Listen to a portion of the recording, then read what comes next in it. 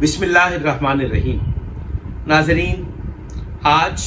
27 صفر المظفر 1447 ہجری، امام حسن علیہ السلام امام اول کے ایام شہادت جو ہیں وہ جاری ہیں، اور عالم اسلام بالعموم اور ملت شیعہ خیر البریہ اثنا عشریہ پاکستان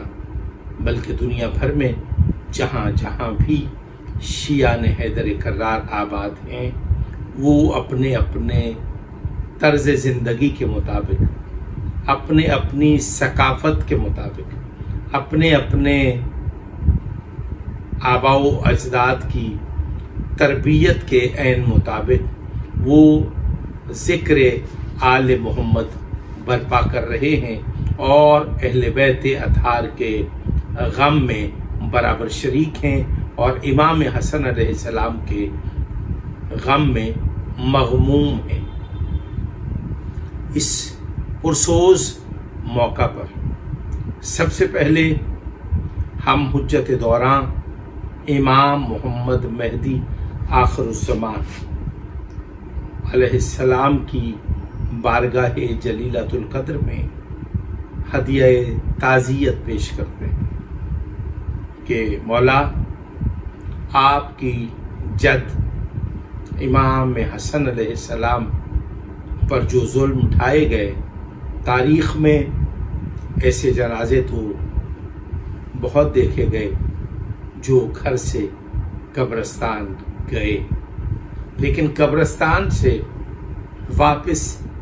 جنازہ جو پلٹا ہے وہ صرف آپ کا ہے۔ آپ کی مظلومیت کا نوحہ کہتے ہوئے ہم آپ کے محبوں کو 14 صدیاں گزر گئیں۔ الحمدللہ ہم نہیں تھے، آپ کا ذکر تھا، آپ کا غم تھا، اور ہم تھے۔ ہم نہیں تھے، آپ کا ذکر تھا۔ ہم نہیں ہوں گے، آپ کا ذکر رہے گا، اور تا قیامت آپ کا ذکر،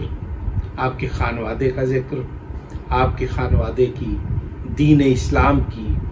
سربلندی کے لیے، توحید کا علم بلند کرنے کے لیے جو آپ کے خاندان کی قربانیاں ہیں، آپ کے محبین اس کو پوری دیانتداری سے اپنی آئندہ نسلوں کے حوالے کرتی رہیں گی۔ آج ہم اس موقع پر عالم اسلام کو بالعموم اور ملت شیعہ خیر البریہ اثنا عشریہ کو بالخصوص یہ پیغام دینا چاہتے ہیں کہ شہزادہ امن امام حسن علیہ السلام کے یوم شہادت پر 27 صفر کو ہم یہ عہد کریں کہ ہم جو گروہی تفریق میں دن بدن روز بروز دھستے چلے جا رہے ہیں اور اخلاقی گراوٹ کا شکار ہوتے چلے جا رہے ہیں، ہم ذاتی پسند اور ناپسند کی بنیاد پر ہم مولا کے محبوں پر تہمتیں تراشتے چلے آ رہے ہیں، اور پھر کیا ہے، پھر ہم جو اصل حقائق ہیں اس سے چشم پوشی کرتے ہیں، ذاتی پسند اور ناپسند کی بنیاد پر ہم اصول اور فروع کو قربان کرتے ہوئے دیکھے جا رہے ہیں۔ مثلا حالیہ دنوں میں وسیم عباس بلوچ نے جو توہین اہل بیت کی، جو توہین رسالت کی، وہ سب کے سامنے ہے، لیکن چند لوگ جو وسیم بلوچ کے تنخواہ دار ہیں، جو اس نے سوشل میڈیا پر کوئی 100-200 لوگ سوشل میڈیا ایکٹیویٹی کے لیے متحرک کر رکھے ہیں، ان لوگوں نے شیعہ مسلمات کا واضح انکار کرتے ہوئے جو شیعہ قوم کے صاحبان کمال ہیں ان کے نقطۂ اختلاف سے بھی اختلاف کیا. مثلا وسیم بلوچ سے برسر ممبر برسر عام کوتاہی ہوئی، لغزش ہوئی، غلطی کا ارتکاب ہوا، گناہ کبیرہ ہوا، اور پھر اس گناہ کبیرہ کی بر وقت نشاندہی بھی کر دی گئی، اور پھر اس نشاندہی کے باوجود اس کی ہٹ درمی اور اس کے طرفداروں کی جاہلانہ جو قیام کرنا ہے، اس کی حمایت کرنا ہے، وہ قومی وقار کی تنزلی کا سبب بنا ہے. جب لوگ دیکھتے ہیں کہ وسیم عباس بلوچ سے غلطی ہوئی ہے تو پھر کیا ہوا؟ پھر یہ ہوا کہ جو 14 صدیوں سے آئمہ معصومین کتب اربع میں نواب اربع نے جو ہمیں اصول فقہ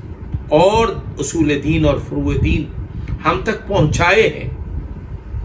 اس کا واضح انکار کر رہے ہیں آپ. خاکم بدہن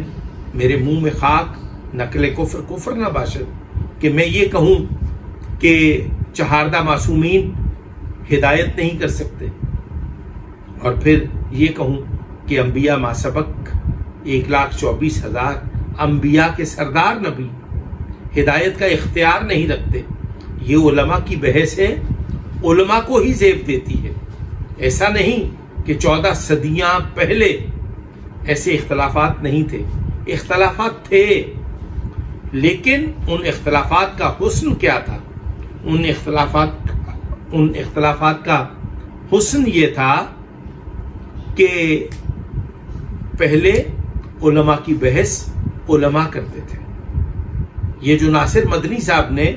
اپنے ایمان، عقیدے اور نظریے کے مطابق، کیونکہ وہ دیوبندی مکتبہ فکر سے تعلق رکھتے ہیں، تو ناصر مدنی صاحب نے آپ کے بیان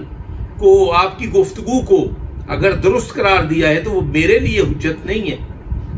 آپ کے لیے تو حجت ہو سکتی ہے، کیونکہ آپ پتہ نہیں کس مسلک سے، کس قوم قبیلے سے اٹھ کے آپ نے ہمارا مذہب نہیں، آل محمد کا مذہب، دین اسلام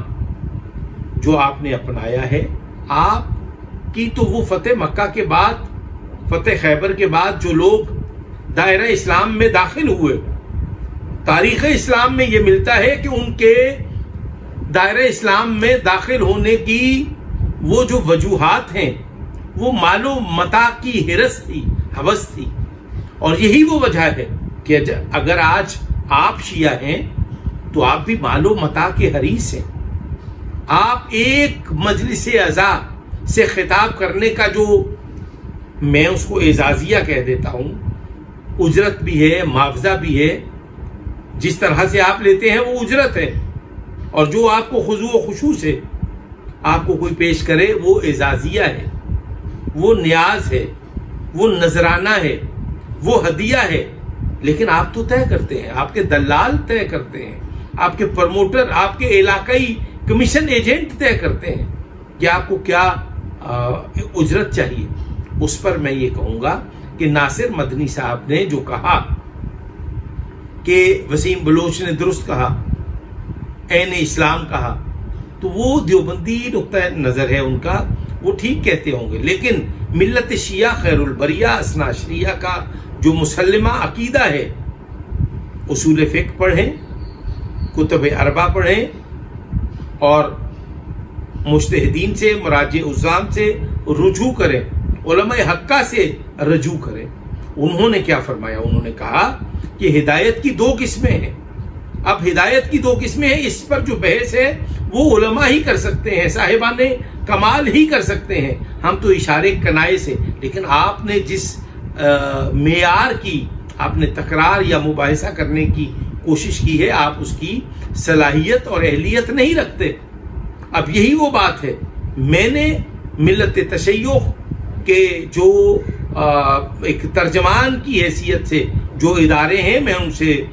مربوط ہوں، میں نے ان سے رابطہ کرنے کی کوشش کی ہے. یہ ایام شہادت ہیں، آج 27 صفر ہے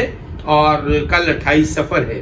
اور اس سے پہلے امام علی مقام کے چہلم کے ایام تھے. وہ سب لوگ مصروف اور مشغول تھے، اور انہوں نے مولا کے ایام میں مجالس محافل کے انعقاد میں شرکت کرنے کی وجہ سے وہ اس میں تاخیر ہو گئی، تو میں یہ سمجھتا ہوں مجھے آج حوزہ علمیہ جامعۃ المنصر لاہور کے ترجمان، اسپوکس پرسن اور اس کے پرنسپل حضرت علامہ افضل حیدری مد اللہ العالی سے میری گفتگو ہوئی، اور میں نے ان سے عرض کی کہ آپ اپنے منصب سے دیانتداری کا مظاہرہ کرتے ہوئے آپ قوم کو یہ آگاہی دیں کہ وسیم بلوچ نے اگر توہین رسالت اور توہین اہل بیت کا ارتکاب کیا ہے تو اس کے خلاف قانونی کارروائی ہونی چاہیے، آپ کو فتویٰ دینا چاہیے، جس پر انہوں نے یہ فرمایا کہ ہم 29 صفر کو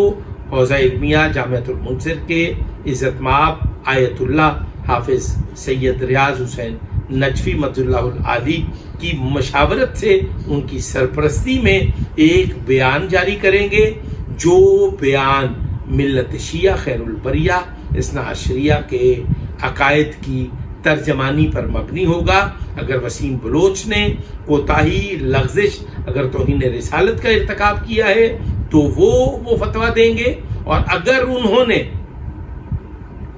یہ سمجھا یا علماء نے باہمی مشاورت سے یہ فیصلہ کیا کہ وسیم بلوچ نے توہین رسالت کا ارتکاب نہیں کیا،